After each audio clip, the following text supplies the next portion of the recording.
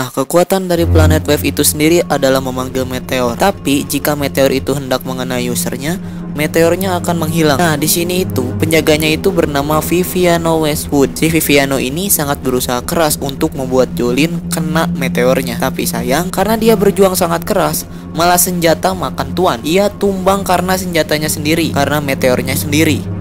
Setelah itu, Jolene harus berhadapan dengan dua orang penjarawan lagi. Yang satu udah kakek-kakek, yang satu masih muda. Tapi setidaknya yang maju itu adalah si kakek. Kakek ini sempat khawatir dengan keadaan Jolene, tapi tidak mengurungkan niat untuk membunuhnya juga. Tapi ketika pertarungan akan dimulai, FF dengan sigap melompat dan menembakkan pelurunya ke si kakek. Namun anehnya, si kakek selamat dari tembakan itu. Setelah FF bilang ke Jolene, biar aku yang urus ini. Jolene, kau pergilah. Itu yang FF katakan ke Jolene. Tapi setelah itu si kakek mengeluarkan suatu benda aneh.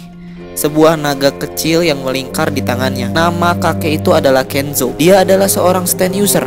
Standnya itu adalah naga yang melingkarnya. Namanya adalah Dragon's Dream. Ini adalah stand yang unik, yang mungkin akan sukar untuk kalian mengerti awalnya. Stand ini dimiliki oleh kakek Kenzo, dan kekuatannya adalah simple, yaitu menebak lokasi yang untung dan tidak menguntungkan. Stand ini jika mengenai usernya, yaitu Kenzo, akan membuatnya beruntung, sedangkan jika terkena musuh akan membuatnya tidak beruntung. Kakek Kenzo ini juga mempunyai kekuatan aliran, namanya Feng Shui. Feng Shui ini adalah kekuatan aliran air dan angin.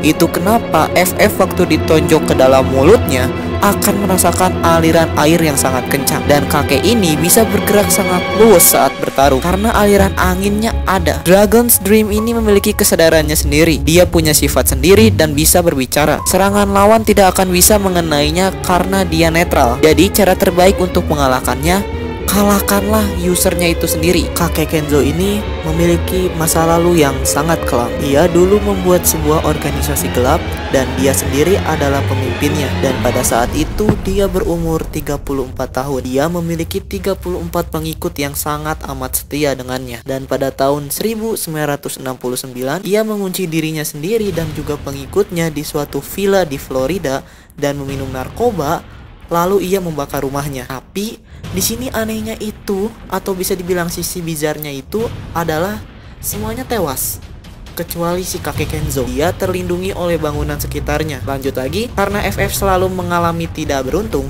akhirnya ia jatuh ke bawah. Karena banyaknya darah yang keluar dari tubuhnya, maka ia memerlukan air yang sangat banyak untuk pulih kembali. Tapi sayang, dia selalu tak beruntung. Akhirnya ia malah terlontar ke tempat di mana tempat itu adalah listrik berjuta-juta volt. Tapi ternyata di sini FF mendapat sedikit air dan di sampingnya berdiri Kenzo yang sedang tidak berada di titik amannya. FF lalu menarik Kenzo sehingga Kenzo tersengat listrik juga. Jolene yang melihat itu udah gak tahan dan segera datang menemui FF. Tapi sayang, ternyata Kenzo masih hidup dan berusaha untuk membunuh Jolene. Walaupun udah gak ganteng lagi mukanya, ia mencoba untuk membabi butakan Jolene dengan serangan. Tapi sayang, Diver Dawn segera meremukan kaki dari Kenzo. Akhirnya ya Pak Kenzo ini kabur begitu saja dengan badannya yang remuk. Di sisi lain, kita bisa melihat Jotaro yang dalam keadaan kritis. Dia tidak bisa apa-apa. Tanpa intelijen, dia hanya seorang bayi besar. Tapi di satu kondisi, Jotaro ini terluka dan tangannya menunjukkan sebuah nama, yaitu Jolene. Dia mengingatnya dengan jelas. Ingatannya tertuju ketika Jolene menjadi anak yang berandal. Di situ Jotaro yang selalu membebaskannya dan selalu ada Jotaro di situ. Sama halnya dengan Jolene, dia bermimpi ketika ia dibebaskan oleh ayahnya. Dia melihat ke samping dan terbangun melihat FF dan Anusui yang sudah baik-baik saja. Tapi setelah itu Jolene melihat ada penjaga yang memegang tulang yang sedang mereka cari. Tapi ketika udah ketahuan, si penjaganya itu lari dan mencari sinar matahari. Perlahan tapi pasti, si penjaga sedang mengalami fotosintesis. Ketika Jolene hendak mengambil tulang, ternyata dirinya pun mengalami hal yang serupa. Tapi dengan sigap, Anasui menolongnya dan menarik Jolene ke dalam tempat yang sangat gelap agar terhindar dari fotosintesis. Tapi tulang itu terus berkembang dan membuat sebuah ruang seperti rahim. Dan di rahim itu ada sebuah bayi. Dengan segera, Jolene mengambil bayi itu dan pergi dari situ. Tapi sebelum mereka pergi, mereka bertemu dengan satu cewek yang sedang merengek. Nama cewek itu adalah Guccio. Ia ditolong oleh Anasui dan disuruh pergi dari sini. Setelah itu, ia bertemu dengan seorang pria pria yang tadi berdiri di sebelah Kenzo. Dan ternyata Guccio ini adalah stand user. Ia adalah user dari stand survivor yang dari tadi mengganggu Jolin. Ia bermutasi menjadi manusia yang aneh dan melukai pria itu. Dan setelah itu, pria itu menjerit karena kesakitan. Cerita berlanjut, kita melanjutkan lagi petualangan dari Jolin, Anasui, dan FF.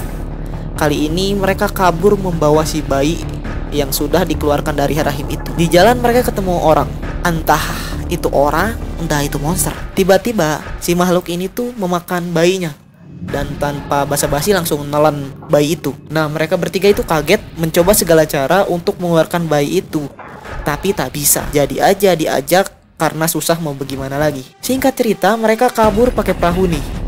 Tapi ternyata makhluk itu adalah stand. Namanya adalah Yoyoma. Dia adalah automatic stand dan usernya adalah DNG. DNG ini adalah polisi di penjara tersebut, dan dia adalah pria atau cowok yang tadi kesakitan. Dia muncul bersamaan dengan kakek Kenzo. Kekuatan dari Yoyoma itu adalah ludah beracun. Jika manusia mengenai air ludah dari Yoyoma, maka lama-kelamaan air ludah itu akan melelehkan objek yang dikenainya seperti Jolin. Di dalam mulutnya juga terdapat nyamuk yang bisa mengangkut ludahnya. Dia juga mempunyai intelektual yang sangat tinggi seperti FF.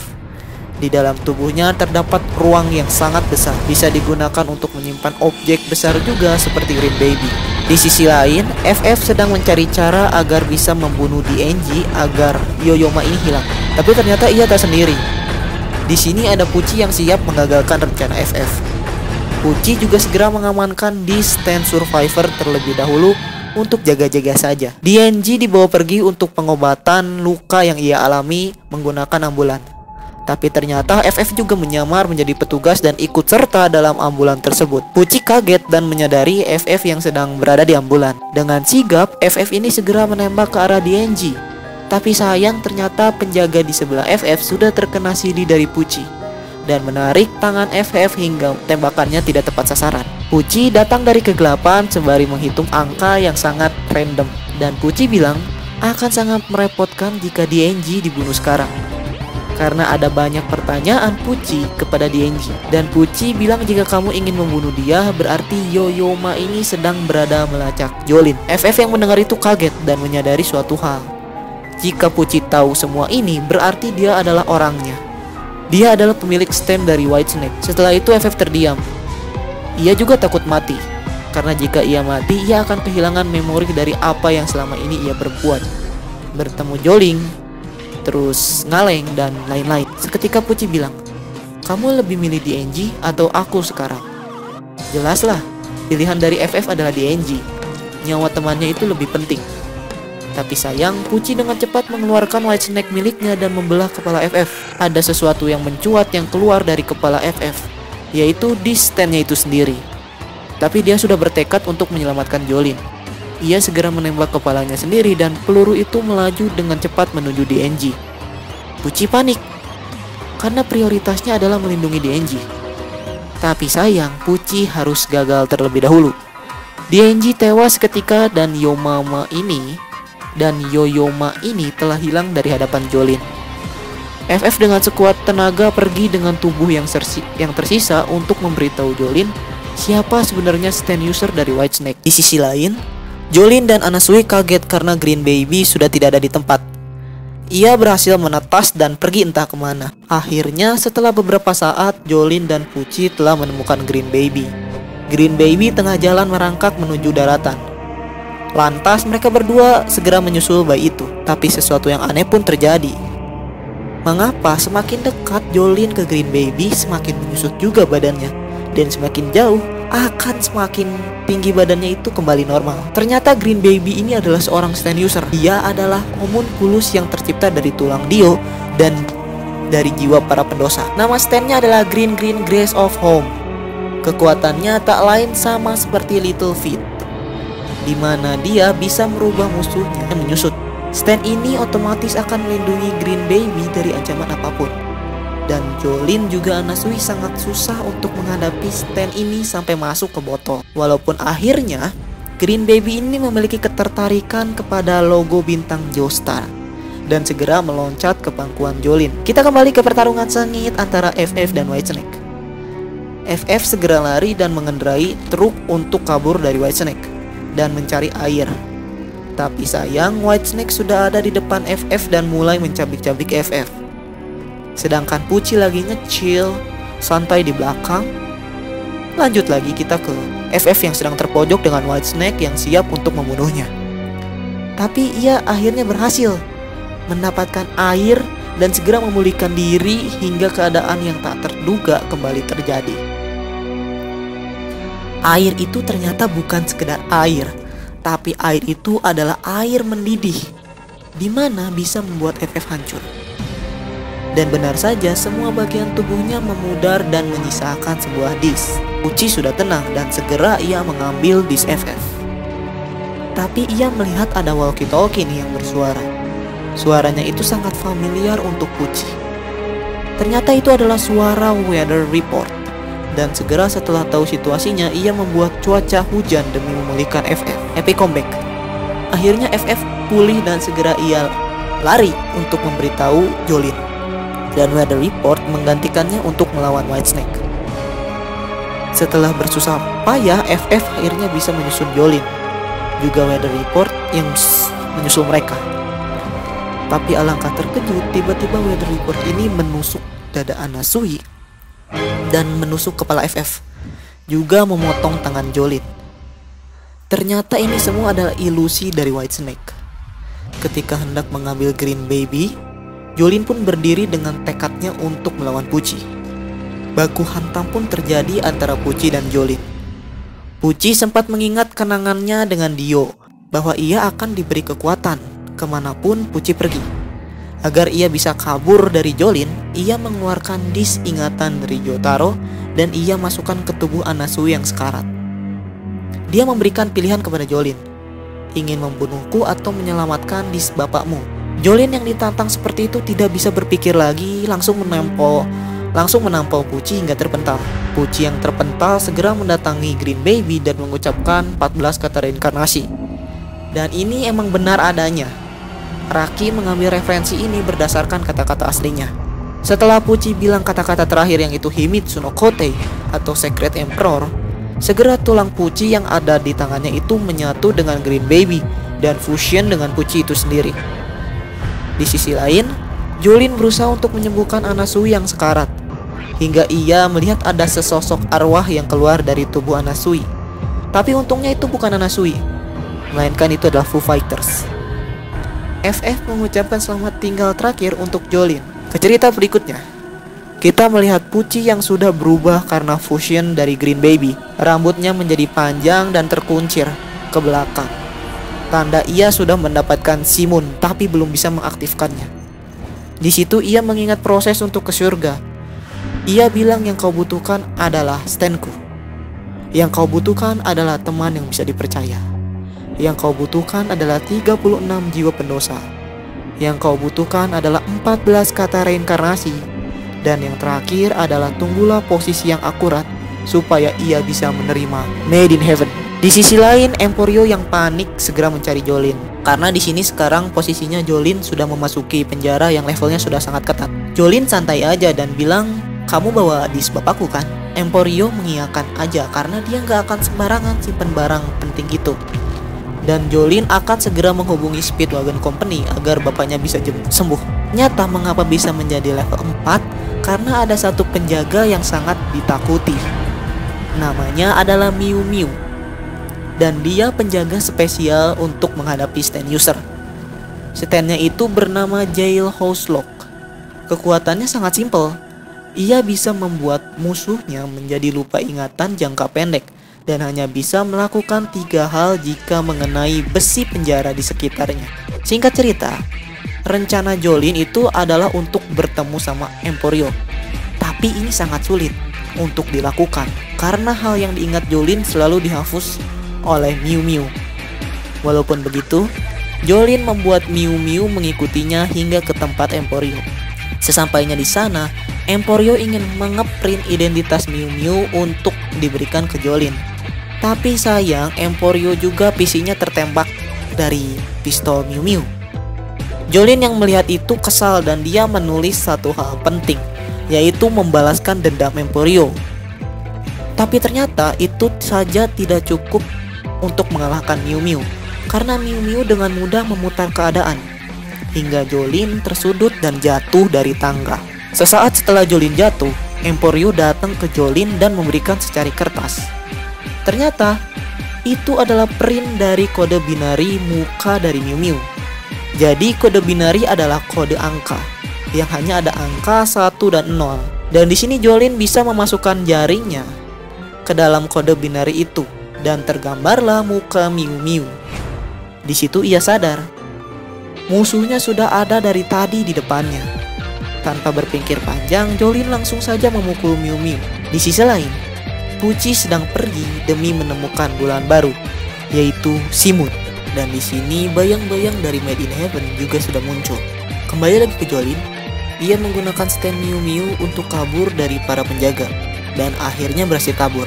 Di jalan mereka bertemu dengan Hermes yang sedang berada di sel, dan bilang ke Hermes bahwa tujuan mereka yang baru adalah untuk kabur. Pucci yang merasa tidak enak badan merasa bahwa ia harus ke rumah sakit, tapi sayang ia tercegat oleh kriminal. Kriminal itu hendak membunuh Pucci, yang sayangnya guntingnya itu meleset berkat kekuatan Simon. Pucci dan kriminal itu terpental ke arah semak-semak, melepaskan penggangannya dari Pucci. Kini sisa Weather Report beserta Nasui. Weather Report bilang Jolin sudah tidak ada di sel. Ia sudah pergi dan ia hendak menyusul Pucci untuk sekarang. Nasui yang aneh langsung menarik kerah baju Weather Report, tapi dia kaget melihat ada logo bintang di pundak Weather Report dan bertanya, siapa kau sebenarnya? Weather Report dan juga Nasui akhirnya kabur. Mereka melewatkan perbincangan mereka tadi yang sangat spesial. Tapi sayang mereka harus menghadapi seorang kriminal. Kriminal itu adalah orang yang sama yang mencegat Pucci. Namanya adalah Unggallo. Setelah ia terpental dari Pucci, ia mendapatkan stand yang bernama Bohemian Rhapsody. Mama. Kekuatannya sangat keren. Ia bisa membuat karakter kartun yang di majalah menjadi hidup. Bisa membuat waifu kalian semua hidup ke dunia dan menjadi pacar kalian. Dan ketika karakter kartun itu hidup, karakter kartun ini bisa kemana-mana sesuka hatinya. Dan jika bertemu manusia, manusia itu akan terambil jiwanya dan masuk ke cerita kartun tersebut. Lalu orang yang masuk ke dunia kartun harus bernasib sama seperti karakter yang ia perankan. Itulah yang dialami oleh Anasui sekarang. Ia bertemu dengan semacam Pinocchio dan masuk ke ceritanya. Ia digambarkan sebagai serigala dan akan bernasib seperti itu. Sama halnya seperti Weather Report yang masuk ke dunia kartun, tapi berkat bantuan Van Gogh, itu adalah salah satu karakter di kartun itu, Weather Report berhasil mengalahkan Unggallo yang berada di pesawat. Setelah itu Jolin pergi menuju ke rumah mantannya yaitu Romeo. Dan Jolin terkejut bahwa Romeo ini orang baik sebenarnya. Tapi walaupun seperti itu, ya nasi sudah menjadi bubur dan Jolin sudah terlanjur begini. Ia pergi membawa helikopter yang punya Romeo beserta Hermes juga Emporio. Di sisi lain kita melihat pasukan gay sudah pada siap. Ada Pucci, Unggallo, dan satu lagi masih tanda tanya, bersiap untuk menyerang. Lawan Jolin selanjutnya ditentukan. Ia bernama Rikiel yang ternyata juga terikut dalam pasukan gay. Dan ia adalah anaknya Dio, tapi beda ibu. Ia masih saudaraan sama Giorno. Emang gak dimana-mana fuckboy Dio ini. Dan standnya itu bernama Skyhike. Kekuatannya adalah mengendalikan suatu organisme bernama Rhodes. Dan Rhodes ini bisa hidup dari hawa panas tubuh kita dan sekitar. Rhodes ini bisa menimbulkan banyak penyakit dari buta, gigi copot, pecah peler ke Emporio. Jolin ini menantang banget Rikiel dengan membakar tubuhnya. Walaupun awalnya sempat gagal, tapi akhirnya ia bisa mengalahkan Rikiel dengan sempurna. Kini Jolin dan kawan-kawan pergi ke rumah sakit di mana mereka melawan lawan selanjutnya, yaitu anak kedua dari Dio, yaitu Donatello. Ia adalah seorang stand user. Nama standnya adalah Underworld. Standnya itu bisa memanggil memori lama dan merealisasikannya. Jika orang itu terkena memori dari Underworld, dia akan ikut serta mengalami memori itu. Samalah kayak Bohemian Rhapsody. Ketika sampai, Jolin terjerat stand Underworld dan mereka masuk di memori 21 Juni 2005. Sedangkan Hermes malah ketemu Sportmax lagi. Walaupun akhirnya Hermes malah jatuh dan menemani Jolin di memori insiden pesawat. Tak berselang lama, akhirnya Jolin keluar. Ketika hendak menonjok, ia kembali terkena memori dari Underworld. Kini ia masuk ke pesawat jet. Masa lalu itu sedih loh. Ia dirawat oleh bapak tirinya dan mamahnya. Tapi ia kabur karena tidak kuat di usia 13 tahun. Dia pergi nggak bawa uang sepeser pun. Hingga akhirnya ia nemu sepatu dari langit. Ketika ia pakai, malah diciduk sama polisi dan dituduh mencuri. Setelah itu ia keluar dari masa tahanan dan 6 bulannya ia depresi dan berusaha bundir. Dia begitu tahu hidupnya berantakan, tapi sekarang ia punya stand underworld dan bisa mengubah itu semua. Walaupun sayang, ia kalah dari Jolin. Walaupun kalah, Donatello tidak menyerah. Ia mencuri weather report di ingatannya dan ia kembalikan ke weather report, membuat weather report kembali ke sedia kala. Sifat keras kepala dan patuhnya. Weather report membuat sebuah pelangi. Itu semua karena weather report telah mendapatkan ingatannya kembali dan nama aslinya adalah Heavy Weather. Di form inilah Weather Report mencapai kekuatan sesungguhnya. Ia bisa merusak lapisan ozon dan mengeluarkan siput. Karena Ernest kena pelangi tersebut, perlahan tapi pasti ia berubah menjadi siput. Sebenarnya saya udah pernah bercerita ini, tapi akan saya persingkat lagi untuk kalian. Jadi, dulu hiduplah 2 bayi di sebuah desa. Yang satu normal, yang satu cacat. Tapi ketika malam hari ada seorang ibu-ibu yang menukarkan bayi karena bayi yang dibawa ibu-ibu tersebut sudah meninggal. Mereka pun dipisahkan. Bertahun-tahun kemudian bayi ini tumbuh menjadi pemuda dan akan menjadi bapak. Itu adalah Pucci. Karena kakinya cacat, ia sangat susah untuk berjalan. Hingga suatu saat dia bertemu dengan Dio di gereja. Dio ini sedang bersembunyi di pagi hari karena ada sinar matahari. Dan Dio bilang dia ingin diam di gereja itu sampai matahari terbenam. Pucci hanya mengiyakan dan bilang ke Dio, aku tidak akan bilang ke bapak sampai matahari terbenam. Setelah itu kau boleh pergi. Dio sangat kagum atas sifat Pucci dan sebagai ucapan terima kasih, dia bilang, kamu percaya gravitasi? Setelah itu ia memutarkan anak panahnya kayak memuterin bola basket. Begitu juga kaki Pucci dan akhirnya kakinya sembuh. Setelah itu dia hilang dimakan kegelapan. Pucci memiliki satu adik lagi, adik perempuan. Mereka hidup bahagia sampai suatu saat Pucci kedatangan seorang ibu-ibu. Ibu-ibu itu mengaku bahwa ia menukarkan bayinya yang meninggal dengan saudara Pucci dan meminta maaf atas apa yang ia lakukan. Ia sangat meminta maaf, sangat hilaf karena dia takut bahwa dia sebentar lagi akan meninggal. Jadi dia nggak akan mau ngebawa sesuatu seperti itu. Weather Report itu adalah nama dia ketika ingatannya hilang. Sebelum itu ia bernama Heavy Weather dan nama originalnya adalah Domenico Pucci. Ia bekerja di suatu kafe dan ketika ia beres-beres ada seorang jambret yang mengambil tas perempuan. Dan Heavy Weather menyelamatkan tas itu dan mengembalikannya ke perempuan itu. Dia nggak tahu bahwa perempuan itu juga adik dia. Itulah yang membuat perempuan tadi dengan Weather menjadi sepasang kekasih. Nama adik Pucci ini adalah Parla. Adiknya meminta Pucci untuk merahasiakan hal ini dari kedua orang tua mereka. Pucci yang sudah tahu siapa itu Heavy Weather kaget dan menyusun rencana agar kedua adiknya ini putus. Karena hal yang sangat tabu jika sedarah tapi punya ikatan. Ia menyewa seseorang dan dia bilang buatlah kedua orang ini putus. Tapi Pucci tidak tahu bahwa orang yang ia suruh punya semacam aliran sesat pada zamannya itu rasis. Jadi kalau ada anak-anak dari kulit hitam tapi anaknya itu tidak, harus dibunuh. Dan aliran ini mengacu pada Ku Klux Klan. Kalian bisa cari, sama kok pakai jubah putih, masker juga. Mereka nggak tahu bahwa Heavy Weather ini bukan dari anak kulit hitam. Orang yang disuruh Pucci itu akhirnya menyiksa Weather dan menggantungnya di dekat jurang.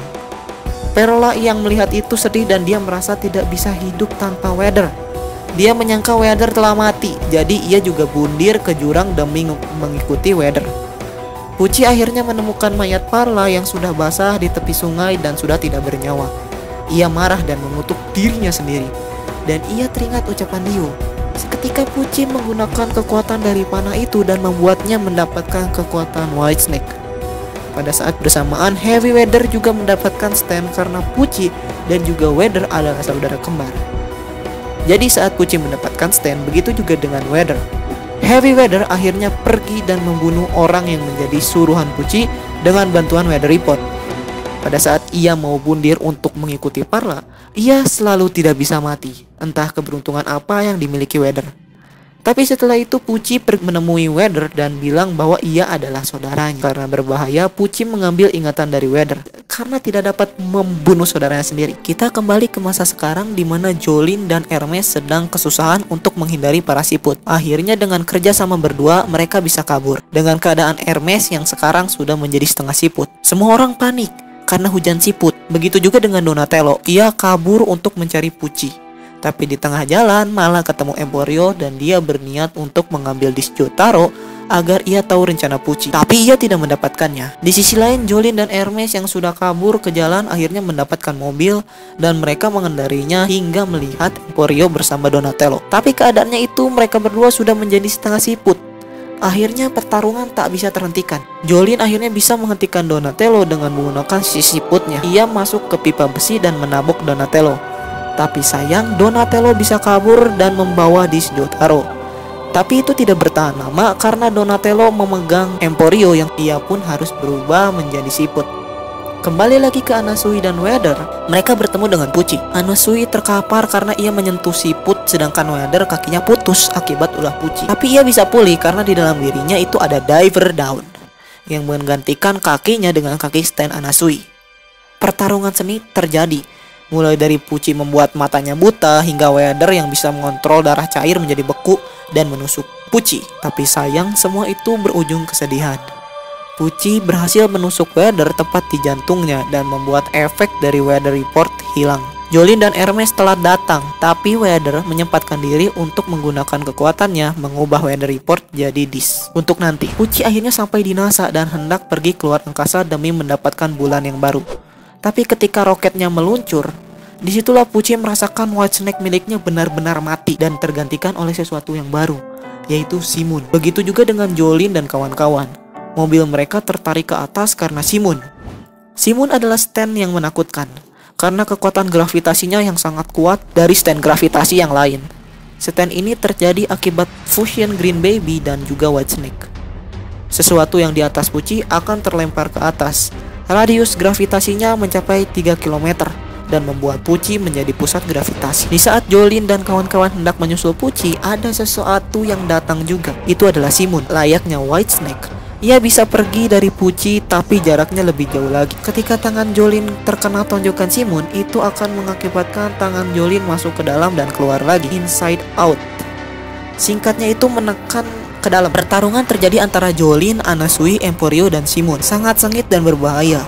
Bahkan tentara yang datang memakai helikopter juga tank meledak karena gaya gravitasi tersebut. Tapi ketika Jolene hendak menghabisi Simon, Pucci datang. Karena Jolene berada di atas Pucci, gravitasinya mengarah ke atas dan Pucci menonjok tangan dan juga kaki Jolene, membuatnya remuk dan menekan ke dalam hingga hilang. Setelah itu Pucci pergi untuk mendapatkan Made in Heaven. Tapi tidak semudah itu. Jotaro sekarang sudah pulih dan sedang mencari lokasi Jolene juga Pucci. Pucci panik karena walaupun standnya ini berkekuatan gravitasi, kekuatannya tidak cukup untuk menandingi stand Star Platinum. Ketika Pucci hendak mencari Jolene, di situ ada Anasui yang mengikutinya. Simon dengan sigap menonjoknya dan membunuhnya. Tapi sayang itu bukan Anasui. Ia merubah bentuk muka orang lain menjadi sepertinya menggunakan Diver Down. Jadi yang dibunuh Simon bukan Anasui. Ketika Anasui terpojok dan akan dihabisi oleh Simon, di situ jari Jolene muncul dan menyentuh Pucci. Pucci kaget dan heran.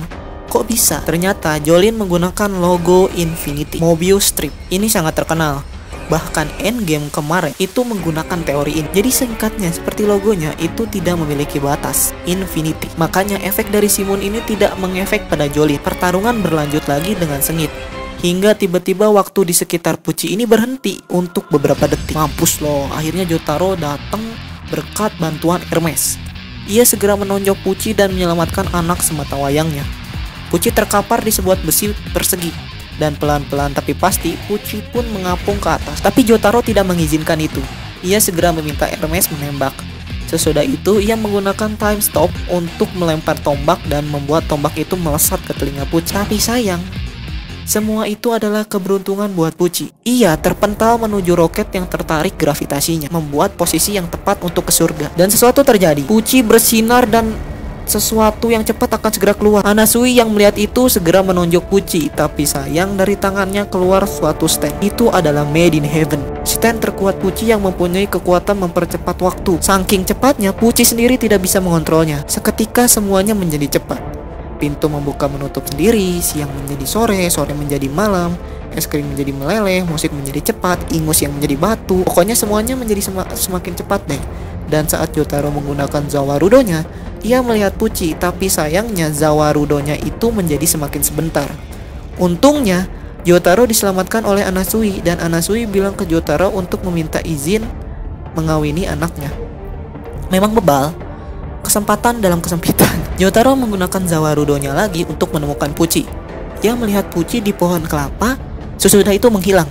Karena Zawarudonya hanya sepersekian detik. Jolin dan kawan-kawan kabur dengan cara mengaitkan benang ke Jolin, jadi tidak terpisah mereka, hingga sampailah mereka di sungai.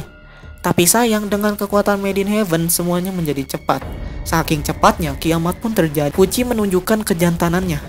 Ia menghabisi mereka satu persatu, mulai dari Anasui, Hermes, dan juga Jotaro, hingga sisanya itu adalah Emporio. Emporio berusaha sebisa mungkin kabur dari Pucci tapi gagal. Untungnya Jolin masih hidup dan mengaitkan Emporio ke lumba-lumba, walaupun akhirnya Jolin meninggal. Akhirnya setelah kiamat terjadi, waktu berputar cepat hingga universe ini mati dan terjadi singularity point, dimana ini adalah titik penciptaan dunia yang baru, dimana Pucci berhasil mereset universe. Bang, kenapa Emporio bisa hidup kalau gitu? Bisa karena Pucci itu sendiri mau Emporio menjadi saksi universe restart, atau karena Araki forgot. Araki itu sendiri tidak menjelaskan kenapa bisa seperti itu. Ya, menurut saya bisa dibilang seperti itu. Semuanya kembali seperti semula, seperti di penjara. Sementara Jolin dan Jotaro dibunuh Pucci lagi, Emporio kabur dan masuk ke standnya, yaitu Burning Down the House, diikuti Pucci. Tapi sesuatu terjadi. Emporio menemukan di stand weather report dan bisa menggunakannya. Terjadilah pertarungan antara Made in Heaven dan weather report. Pucci muter-muter kayak gangsing sampai cepat sampai nggak kelihatan oleh Emporio itu sendiri. Tapi ketika ia ingin membunuh Emporio, Pucci jatuh. Ia tidak bisa bergerak, tubuhnya lumpuh. Ternyata itu semua kekuatan tersembunyi milik weather report, yaitu 100% oksigen. Untuk catatan, 100% oksigen itu sangat berbahaya bagi semua makhluk hidup, karena belum tersaring apa-apa. Jika oksigen itu mencapai 100%, yang berarti oksigen itu murni, itu berisi racun mematikan, dimana yang menghisapnya jika terlalu lama bisa mati. Dan bodohnya Pucci, jadi semakin cepat dia juga matinya.